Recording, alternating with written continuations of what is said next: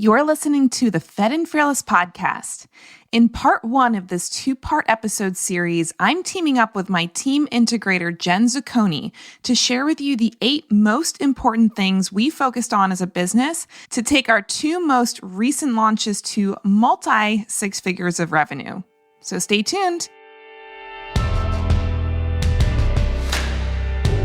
Welcome to the Fed and Fearless podcast. I'm your host, Laura Schoenfeld, a registered dietitian, nutrition business coach, and online entrepreneur with over 10 years of experience in online business. And I'm here to show you everything I've learned about creating a life and a business that nourishes you. On this podcast, we'll talk about the lifestyle habits, practical strategies, mindset shifts, and leaps of faith required to build a healthy body, a powerful mind, a strong spirit, and a successful business.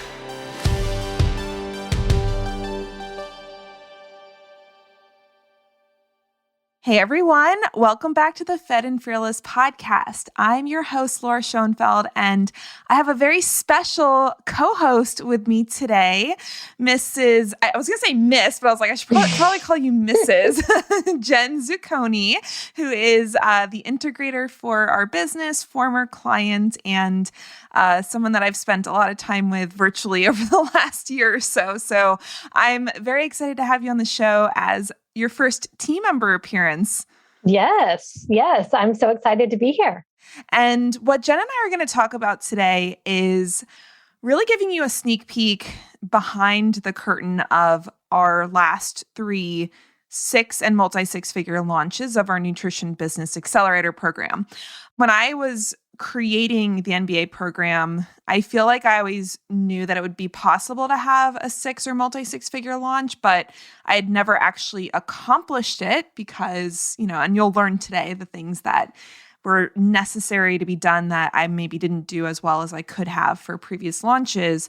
But I was so excited at the end, I think it was like October of 2020, we reached just over 6 figures. And actually, now that I'm thinking about that, that means we've had 4 6-figure launches, not 3. And the last 2 we've done have been multi-6 figures, bringing in somewhere between 250 and a little over 300K from each one. So we've learned a lot of lessons in the last year and a half from that experience of launching. And we wanted to bring those lessons to you guys because I know a lot of you listening are entrepreneurs and you have programs that you want to launch and grow and, just have a really successful business, whether that's a 6-figure business or a 6-figure launch. The numbers are not necessarily the most important thing, but just having that financial success in the work that you're doing with your business and being able to scale it is something that I know a lot of people want to do. And we have done it successfully and are continuing to grow it. So what we're going to do is we're going to talk about the 8 most important elements of the launch that was what allowed us to hit that first 6 figures and then multi-6 figures over the course of, I think it took us maybe 6 months. No, probably more like a year to go from the 6-figure launch to the multi-6-figure launch. But these are all things that we have been implementing in our business. We continue to implement. We actually help our clients do these things as well, the ones that are working with us to launch their programs. And we just wanted to give you a behind the scenes look at what we feel is most important. And Jen and I have done a lot of work together on our last couple of launches. Some of the work that I did for the first 2 launches was much more me doing most of it because Jen wasn't on my team at that point. Actually, the first launch, you were a client of mine when I was launching it the first time officially. And so Jen's going to bring her perspective as someone who supported the last couple of launches and what she was able to help with to make the launch run even more smoothly.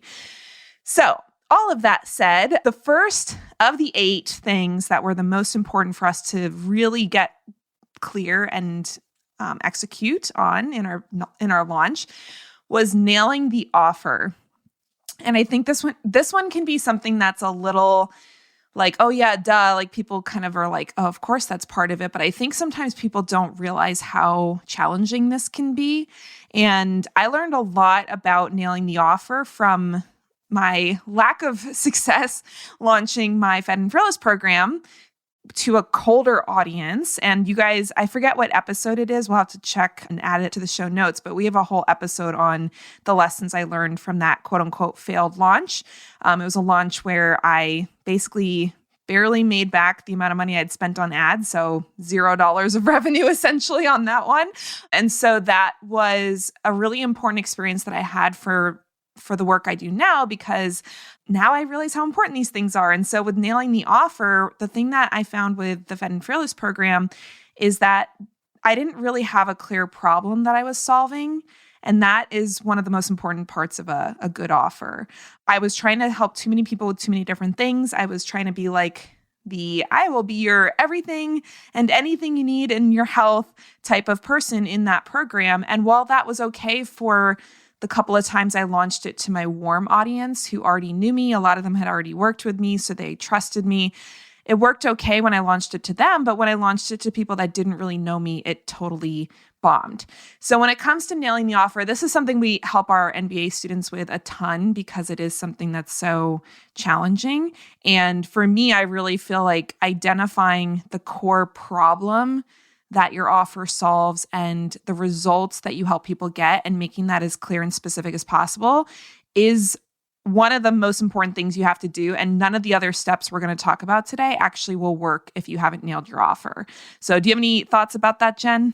Well, yeah, I mean, to echo everything you said, and I think one, kind of life example that maybe every single one of us has experienced is anytime you go on a trip, or whether you're even a trip to the grocery store or a trip to, that requires air travel, is you've got a destination in mind. And the offer you can think of as kind of a destination for your potential clients.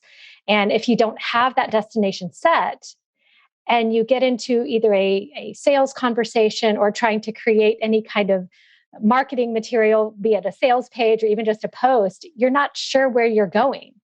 And so you can kind of think of it in that way too, as your offer serving as, that main destination to, in the case of a launch, that's where you're taking your clients at that end destination that you want them to arrive at. Is your offer the potential, the possibility, the transformative, experience that you have waiting for them. And if you do not have that set, and like you mentioned in our MBA program, is something we really, really work, that's a large part of the time we spend in there is working to create that very solidly, knowing that it can change over time. It's not like once you do this one thing, it can't ever change. And that's, the point my business revolves around from now and forever. You can have multiple offers, but for a specific launch, yes, having that set, and then working backwards from there, just as you would a trip. You plan your destination and then you go, okay, what should I pack? How much should I pack? Do I need this? Do I need that? Do I need a passport? Do I need a, whatever? And you work backwards after you figure out where you're going. So that's how kind of I would think of an offer in kind of an everyday example like that if it's not set really well and really carved out. So not only do you understand, but you are able to convey that destination and that possibility to a potential client. Everything else, yeah, it's going to be a little bit difficult moving forward. Yeah. And I do think I had a little bit of a false sense of security with my first couple of times launching the Fed and Fearless program, because we did actually have a decent number of people join the first 2 rounds. And what I didn't realize at the time was that a lot of those people that joined, they joined because they already trusted me. They already liked me. They already knew me, all of that. And again, a lot of them had already worked with me. So they kind of already had some experience, some good results and good experience working with me as a private client, so that when I launched that group program, it was a lot easier for them to make the leap to say, okay, like I already know I've gotten value from Laura and this program sounds really cool, so I'm going to try it.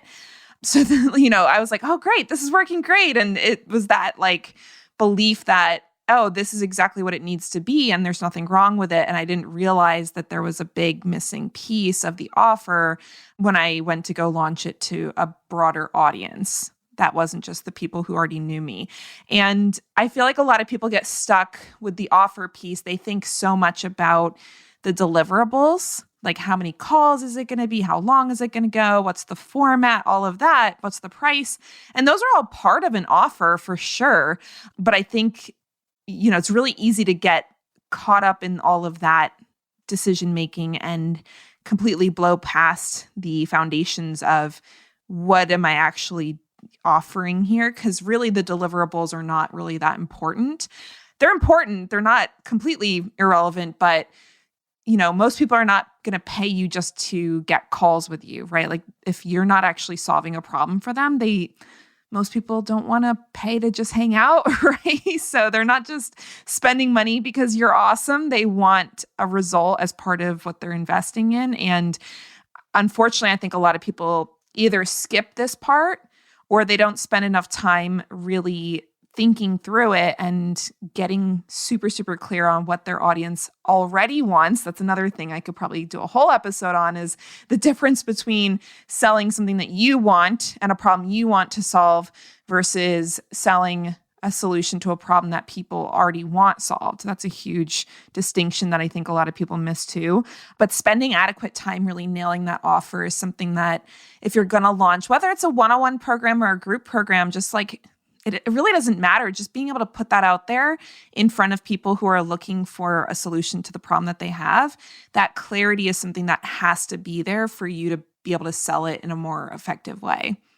So that would be step one, is to nail your offer. And again, really making sure that the offer is solving an actual problem that your ideal clients and customers already want solved, and you can clearly articulate it and it's very obvious to them what the transformation can be. Of course, you're not guaranteeing results, but you're at least thinking through, best case scenario, if somebody does what I tell them to do, what are the possible results for a person in this program?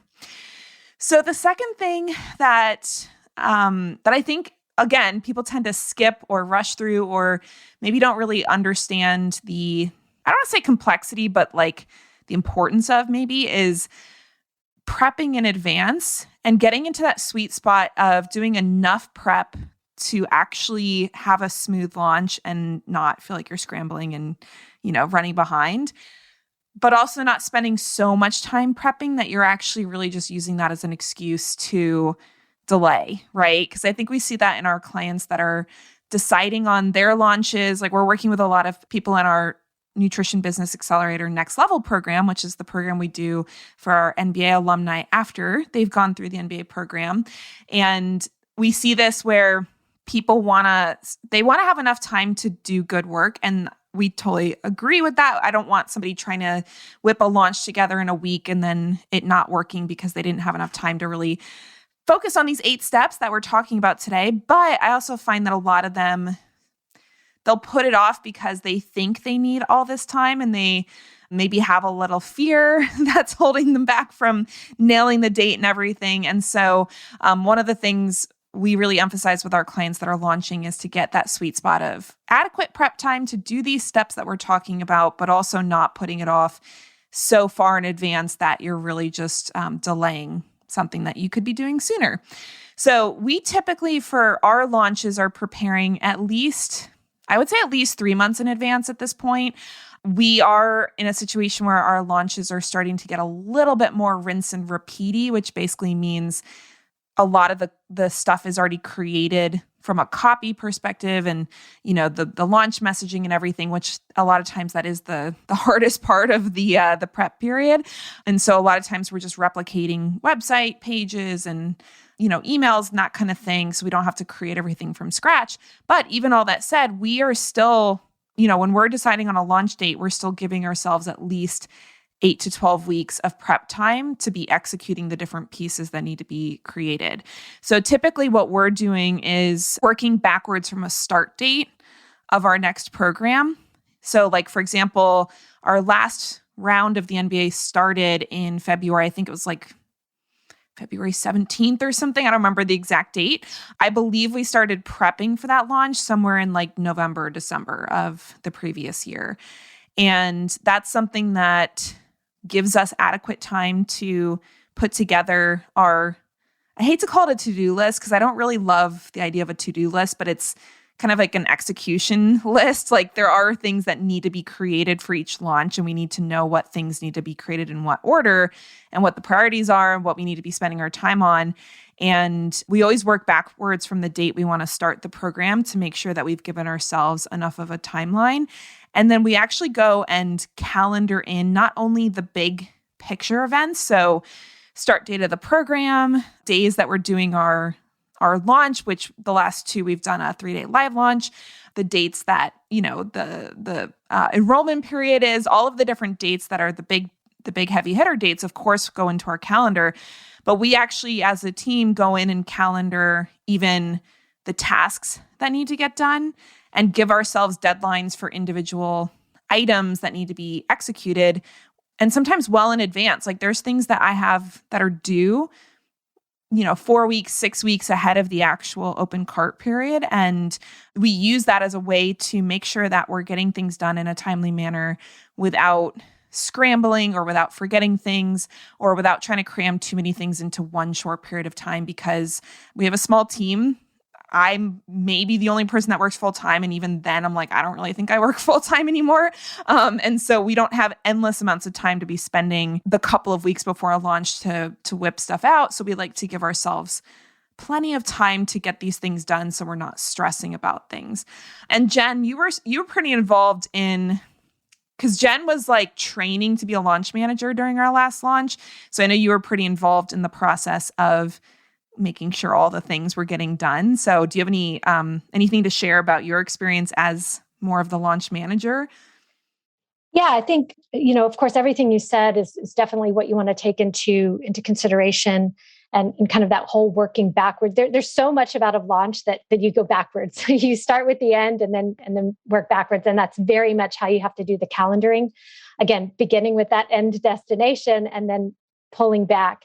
And I think, logistically, I guess one thing I would say is, let's say you wanted to start your program on a certain date. And when you did the backup for some main launches, you're hitting like a major holiday or, something like that's where that kind of giving yourself that buffer time to plan and whatnot can help, like, oh, we need to shift this a little bit, or I need to move it 2 weeks later to avoid, this big holiday or something like that. So just making sure that, and here's the other thing that I hear a lot of people ask is, when's the best time to launch or when's the best time to run a program? There's not. So sometimes that's just going to come with experience. And, I know people who have launched during the Christmas holiday, end of year. And I know people who like avoid that, like, I'll never launch then, it's only summer, only whatever. So sometimes that's just dependent, number one, on your clientele, on the sense of urgency that they have for what you have. And sometimes it's just trial and error in terms of a calendar, date like that is, you might find that spring works better than fall, or summer works better than, a first of the year or something like that. So some of that is you're going to have to, again, use, which we'll get to in a little bit, kind of looking back again after the launch, we look backwards to see what worked, what didn't, what do we need to do more of, less of, and sometimes the calendaring, it is a little bit experimental in that way, but definitely using that, starting with the kind of start date of your program, like you said, working backwards, and knowing that as you, especially if this is a first launch, here's one thing I would kind of say or encourage is that as you get closer to your launch, you might feel some kind of like, oh, I should have done this, or, oh, I should have done that. Like, I don't have time. That's okay. Pencil that in for next launch. So there's always maybe going to feel as you're always, for some reason, going to have a sense of this is not enough time. And we don't want to continue to use that as, well, I guess I just won't launch yet, or I guess I'll just put it off or whatever. Just remember that your first launch will not be your last. It will not be the same results as, what's to come. Everything is a learning process, and just take everything as data and take really good notes. But knowing that launch calendar, one time might feel really comfortable and another time might feel a little tight with, maybe something happens in your family or whatnot. But just know that as with everything in business, it can be flexible. But yeah, those are some of the biggest things, is to start and work backwards and then just kind of go from there as a learning process. Mm-hmm. And I will say, as time goes on, the more often you repeat and don't try to change too many things with a launch, you should have less time to spend on prepping things, because Again, with your messaging and emails and all that stuff, that takes time to create the first time. And usually your first time creating it is the most time consuming. Now, if you make a massive change to the way you're launching, like for example, we went from a webinar style to a live launch between the end of, I think it was the beginning of 2021 and the end of 2021 was when we made that pivot. That added more work because I had to create new trainings. I had to create a, new style of website for different things. Like it just added more things to the to-do list as far as changes that needed to be made. But now that we've run it, we might tweak some stuff, but we don't have to make like all new PowerPoints, right? So it's, there's things that I won't be spending as much time doing for our next launch as I did for the first time we made that change, which is a plug for not changing too many things all at the same time, because you don't really get a chance to have momentum or learn from previous experience. And we'll talk about that later, but it is something you don't want to make too many changes all at the same time. Yep. All right. So the next thing that we want to share is the idea of knowing key metrics in advance, tracking those metrics, knowing what numbers you should be looking for, knowing the industry standards to be aiming for, and knowing which metrics are worth paying attention to and which ones don't mean as much. This has been something that as we've grown, it doesn't really change as far as the things that we're looking at. It's just the numbers change, right? So things like your conversion rate, so how many people signed up for your launch versus how many people bought, how many people saw your landing page versus how many people actually signed up for your free thing, like a webinar or training, something like that. And knowing those numbers, and again, knowing the industry standard and what's considered good versus maybe not so good for those numbers is so important, because I think a lot of times with, especially people that are new to launching, they make assumptions about what a good result is, right? Like they get in their heads, oh, I want to have, 20 people sign up for this program. And then they get 100 people into their launch. And then maybe they get like 7 people and they're like, man, I really wanted 20 and I only got 7. And they're super bummed about it. But then they find out 7 people joining out of 100 people registered for the launch is actually an amazing conversion rate. Yeah, for sure. Because for smaller launches, especially if there's more of a warm audience, a good conversion rate is considered somewhere around 3 to 6%. Higher than 6 obviously is even better, but if you get in that 3 to 6% range, you're doing pretty well. And actually, I just learned from my coach, James Wedmore, on a mastermind call we were on just this week, that as the launches get bigger, you're even looking at like a 2 to 2.5% conversion rate is actually considered pretty good industry standard. Like if you hit that, you're still in a good spot for your launch. So, and I was really glad to hear that, because I was like, oh, that makes me feel a little better, because our last launch did like 2.7. So when I found out that that's actually what James would consider like a good launch, I'm like, oh, good to know. So having those numbers and knowing what's normal and what's reasonable to expect can help with some of the expectations around what is really possible in a launch. And I'm not saying, like, obviously it's very possible that you could get 20 people signing up in a 100 people audience. That's 100% possible. But also, again, if you are wanting 20 people and you don't do the work to get more than 100 people into that launch, you may have to adjust your goals a little bit, right? And so that is something where knowing those numbers and knowing what to track ahead of time can make a big difference in how you feel about the launch. It can make a big difference in the actual actions you take. I know for us, it makes a huge impact on our ad spend for our launches, because we're tracking how much we're spending to get a lead, how much we think we can earn from a lead, and making sure that we're not spending more than we expect to earn, because that's where you get into a lot of trouble when you spend more money on ads than you actually bring in from a revenue perspective.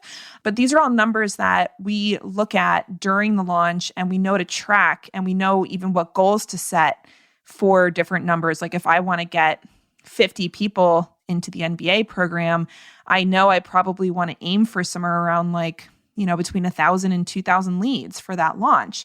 And knowing that affects the actions I take to get those leads, the amount of money we spend on ads, how many social media posts we do, how aggressive we are with our email marketing, all the different things. Like knowing that that's our target helps us decide what actions to take during the launch. So anything to add about that? I think in school, we're always taught that 100% is the aim, and so we do, going back to your example of 2 to 6% being not even standard, but like solid. Like that's a, if you get a 4% conversion rate, that's, you did some really good things to get that. And in our A, B, C, D mind, that's like, oh my gosh, I failed. And it's just kind of re-educating yourself, just understanding a new way of measurement. And if you don't understand that, one, you are going to feel like you failed. And number two, you're really not going to have the tools you need to understand what are those numbers I need to hit. If I do want to sign 20 people up, do I need to have 100 people's eyes on this? No, I probably need 1,000 people's eyes on this. How am I going to get there? And so it's just, again, it's just understanding where you are in your business, and 3 signups could be stellar and amazing with the launch list and with the audience that you have, and to know and to give yourself permission to be proud of that, by, again, understanding what these numbers mean and how to get there. So it's just kind of a new way of learning and unlearning what we think success is or should be. And when it comes to something like a launch, 100%, it's really not a figure that can be found. There's always going to be something that didn't come in as well. But just, again, knowing and understanding what those figures are, what they mean, and how I can really set, my goals to achieve those numbers, and for the audience that I have. So yeah, that's just something that I would add to kind of untrain our brain from what it means to be successful. Yeah. And to be fair, if somebody hasn't learned those industry standards, there's no reason that they would know that those numbers weren't right. It's like, as you said, we're trained, especially in the dietetics world. It's like you get your A+, you go for the 100%. And it's like, to have that low of a number, 3 to 6% sounds so low when you hear it. But then when you find out that is actually what most people are aiming for, people that are having multi-6, 7-figure launches, like our coach James, he does, I think like his last launch did like between $6 and $7 million. And he said he had a 2.5% conversion rate or something like that. And so, it is one of these things where knowing that the people that you look up to and see the success that they're having, knowing that those are the numbers they're hitting and happy about hitting, I think can be really helpful when you are, looking at your own numbers and like, oh, I got a 5% conversion rate. That was amazing. That's really great. As opposed to thinking, man, I thought I was going to get like a 20% conversion rate, and now I feel really bummed about the results that I got. Yeah. Okay, so our fourth area of a launch, that this might actually be, I don't know if I would say the most important, because I still feel like the offer is probably the most important thing to get clear on. But this might be the second most important thing, and that is the messaging. And the messaging is something that is probably one of the hardest things to nail. This, again, came up on the mastermind call I was on with James and the rest of our crew, talking about people's launches and, their webinars and all this stuff. This is stuff that, people in the multi-6, 7, multi-7-figure business realm continuously obsess over. And it is something where I don't think a lot of people realize how much attention they should be putting on this piece, and also how much improvement they should be looking to create with it every time they launch, because messaging is very difficult to nail the first time you launch something. A lot of times the messaging comes from the experience of launching, and the improvements in the messaging come from learning what worked, what didn't work during a launch, and then, doubling down on the things that worked and maybe skipping the stuff that didn't. But this is something that I would say is one of the key focuses we work on with our clients, because messaging isn't, first of all, it's an area that I've studied a ton in the last 10 years between my business and working for Chris Kresser. A lot of what I was doing was helping create messaging and marketing for him. I wasn't necessarily quite as trained in it back then as I am now, but I've been doing it for 10 years. And it is something where, first of all, it's already a difficult skill. And it's a skill that most of us have not learned in our educational backgrounds. Even if you went to, I went to grad school, and I don't think I learned anything about messaging and offer in grad school. So getting that skill of being able to do messaging effectively, and then also the way that the market is changing and how there's more people coming into the market every day, I don't like to say that it's crowded because I think there's plenty of people that need our help. So I don't think there's any issue with there being too many providers at this point. But because there's more people doing this kind of work, especially with group programs where, somebody could have 1,000 people join their group program at once if they wanted to, the more people that come into our space, the more sophisticated the messaging has to be to really catch people's attention. And so when it comes to the amount of time spent in a launch or preparing for a launch, this is really the thing that I always spend the most time in. And it's also the thing I'm most often analyzing and tweaking if I feel like things need to change. And so launch messaging, it's kind of a beast. There's a lot of different elements to it. As of the time of this recording, we're actually going to be doing a 2-day workshop for our next level clients on how to launch and how to do their messaging. And the first it's a 3-hour block for the first day, but that first 3 hours is going to be 100% focused on messaging. And for a lot of them, it's going to be one of their first exposures to that content. And so it's going to be like brand new for them. So I'm really curious to see how they absorb it, or if their brains just explode all over their computers. But all I'll say is that with the messaging piece, it is something that takes the most mental work of, I think, the entire launch. And again, I've been studying it for years now. This is one of the core things I learned from my coach, James, at the moment. I don't know why I say at the moment. It's probably the thing I'll continue to learn the most from him because he's a genius at it. But it is something that can really end up making or breaking the success of a launch. And it's why when I work with my clients on launching, we spend the bulk of our time focusing on their messaging, because you could have a great offer. You can have all of those pieces in place to run the launch.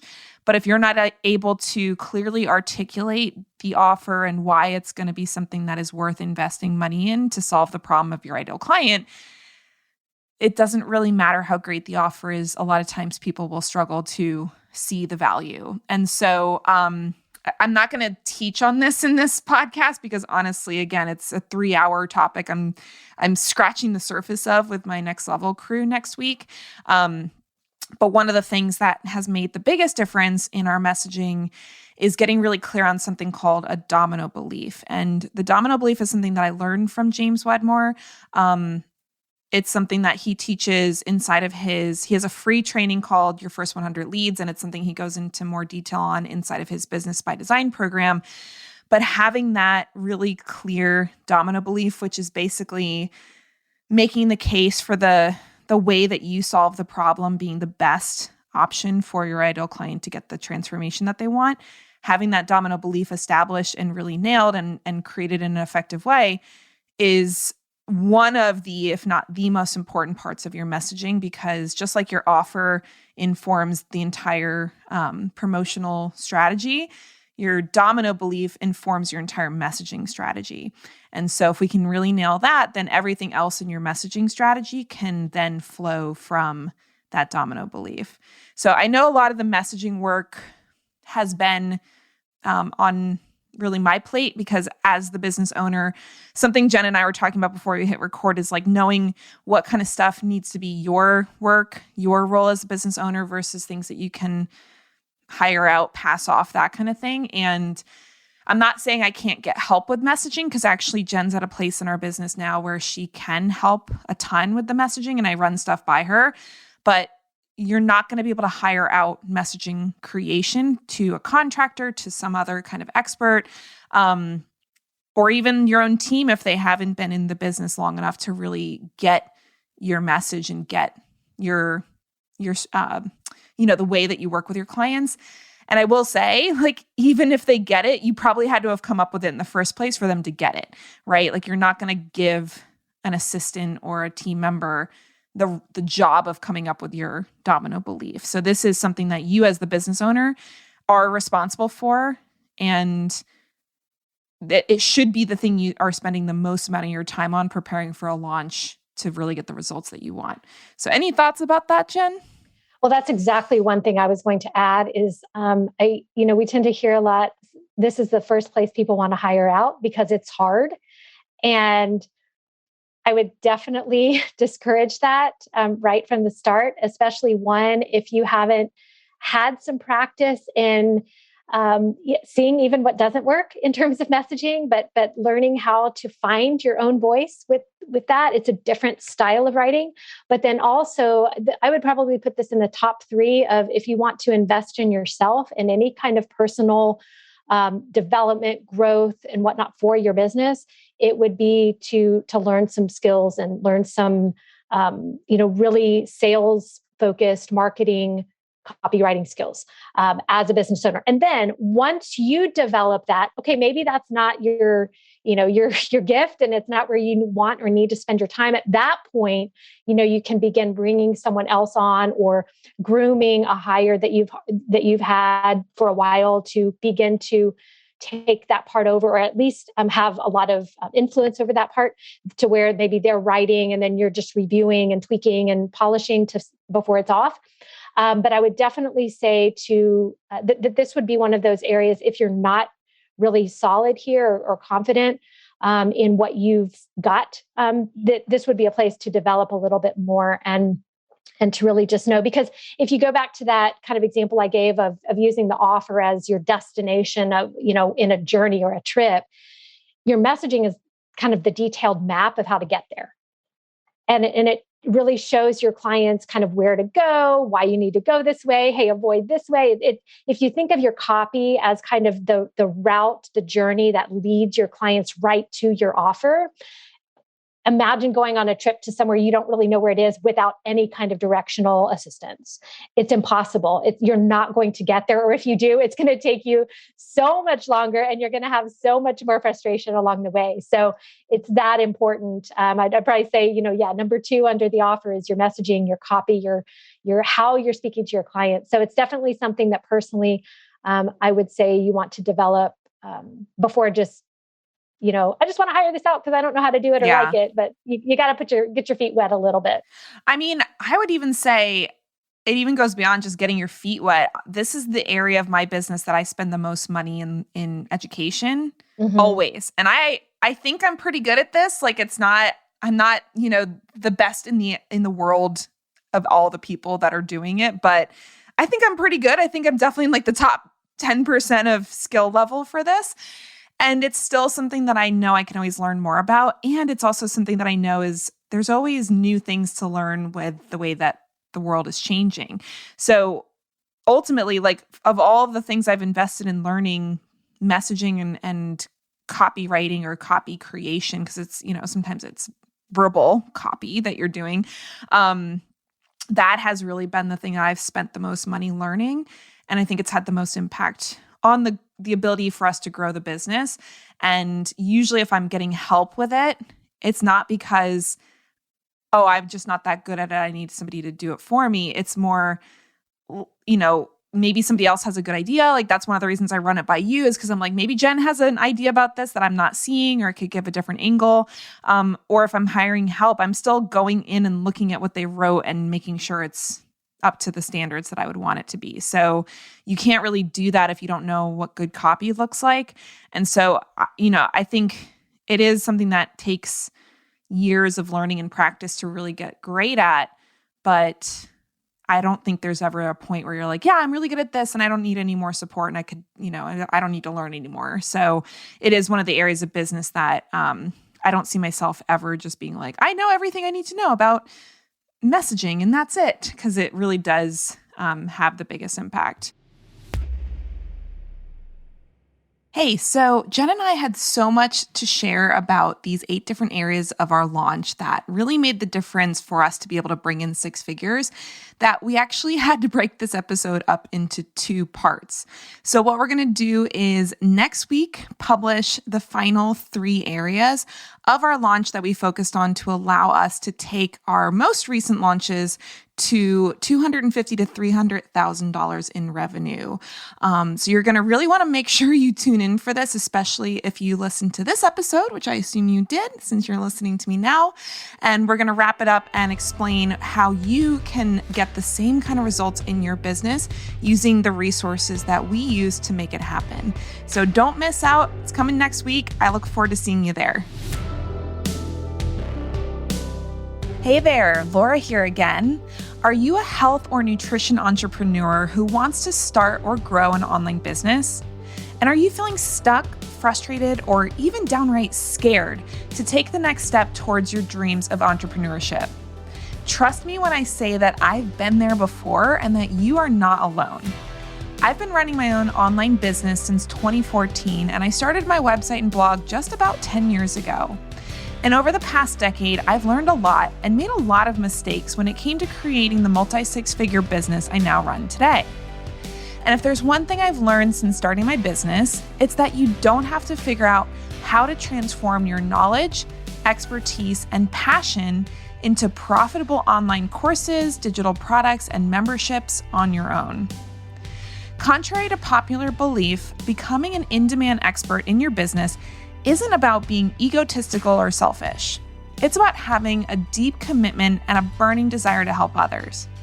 And if you're not growing your business successfully, there are hundreds and maybe even thousands of people out there who are missing out on the opportunity to get the amazing help and support that you were born to provide. You're here for a purpose, and if helping people improve their health by running an online business is one of your purposes, then I have an exciting opportunity that'll help you build your business even faster and easier than ever before. My world-class business coach, James Wedmore, is going to be opening the doors soon for his game-changing online program called Business by Design, which helps struggling service-based coaches and course creators transform their businesses from the inside out so they can experience the time and financial freedom they desire while having a bigger impact on the world. In this one-of-a-kind program, James shows you exactly what keeps most business owners stuck and struggling and coaches you through the 5 key areas that you need to focus on to overcome whatever is standing in the way of your success. His program also provides a wealth of how-to and instructional content that will help you execute every important task in your online business, from running a launch to hiring your first VA and everything in between. I consider BBD my business Bible, and I've seen health and nutrition entrepreneurs become wildly successful in their online businesses through applying what James teaches, both from a strategy and a mindset perspective. And these kinds of results are possible for you too. Now, if you don't know James Wedmore, he's a self-proclaimed serial entrepreneur who has built multiple 7- and 8-figure businesses in multiple niches. He's also one of my favorite coaches and mentors that I've ever worked with, and he's helped me completely transform my mindset around business so I can grow my income and my impact while also working less and enjoying life more. The financial and time freedom I've experienced has been life-changing, and I want you to have that experience in your business as well. So if you're ready to start taking charge of your business and your life, go to lauraschoenfeld.com/BBD waitlist to learn more about James's amazing online program, Business by Design. And if you choose to join BBD under me using one of my affiliate links, you'll also receive bonus coaching from me, plus additional training content covering tools and strategies that are specific to nutrition and health entrepreneurs who want to start, grow, or scale their business to 6 figures and beyond. These are my gifts to you absolutely free when you enroll in Business by Design using my affiliate link. So don't miss your chance to learn the business strategies that have truly changed my life and the lives of thousands of other online entrepreneurs. It's time to step into the role of confident CEO in your online health and nutrition business. And I can't wait to support you on your journey to becoming the successful health entrepreneur you were born to be. Go to lauraschoenfeld.com/BBD waitlist to get on the waitlist, and you'll be the first to find out when the doors to Business by Design are open.